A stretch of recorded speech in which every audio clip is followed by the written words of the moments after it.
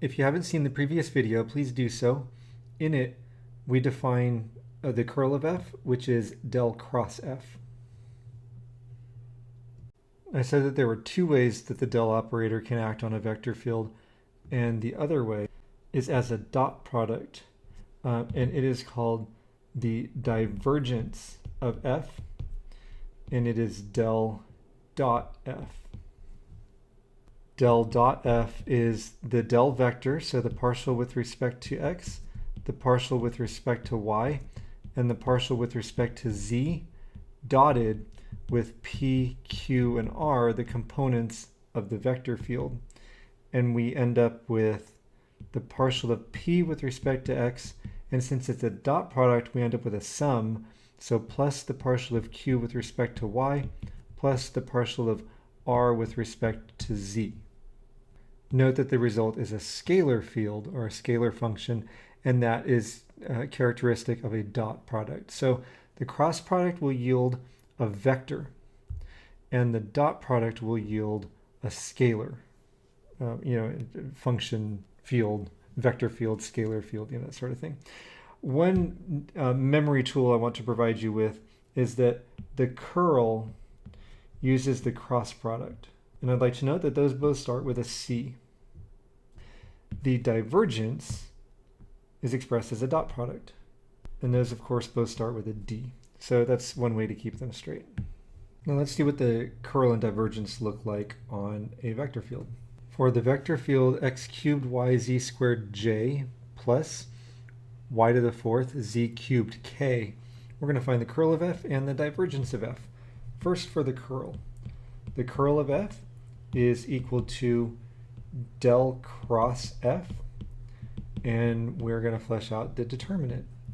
ijk, partial with respect to x, partial with respect to y, partial with respect to z, and then for the vector field f, the I component is 0, the j component is x cubed yz squared, the k component is y to the fourth z cubed.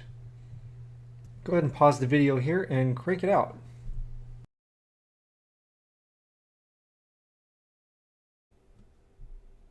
Computing this determinant gives us the partial with respect to y of y to the fourth z cubed, so that's 4y cubed z cubed, minus the partial with respect to z of x cubed yz squared, and so 2x cubed yz. That difference is the I component. Partial with respect to x of something that doesn't contain x is going to be 0. That's this 0. And the partial with respect to z of 0 is, of course, 0. And finally, the partial with respect to x of x cubed yz squared is 3x squared yz squared. And the partial with respect to y of 0 is 0.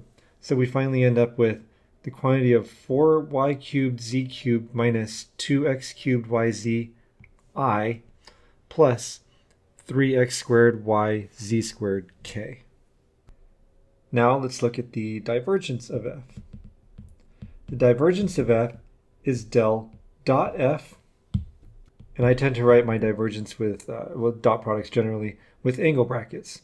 So we have the partial with respect to x, the partial with respect to y, and the partial with respect to z times the components of our vector field f, and so 0 x cubed yz squared, y to the fourth z cubed.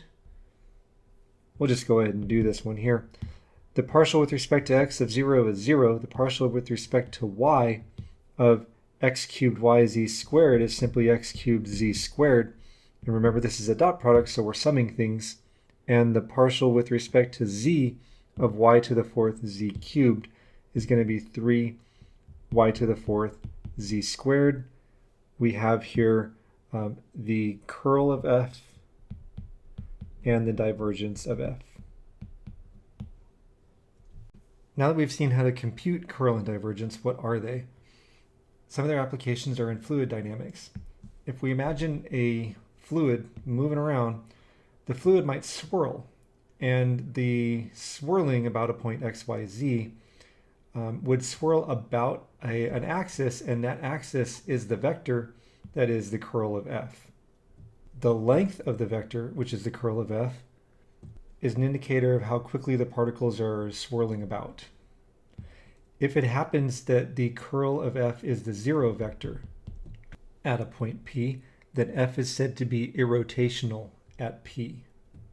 And the name curl is, I suppose, because particles are kind of curling around this axis.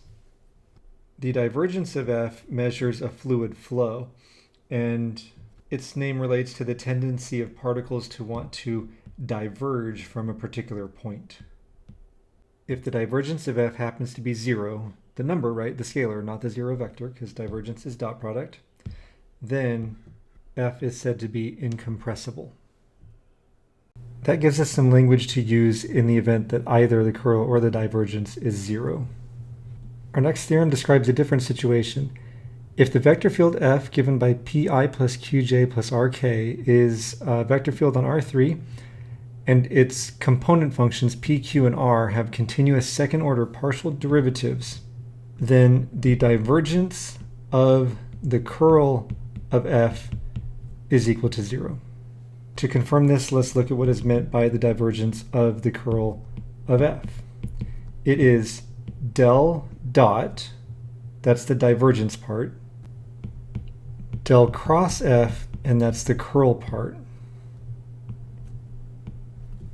You can verify that this result is the partial with respect to x of the quantity of the partial of r with respect to y minus the partial of q with respect to z plus the partial with respect to y of the partial of p with respect to z minus the partial of r with respect to x plus the partial with respect to z of the quantity of the partial of q with respect to x minus the partial of p with respect to y.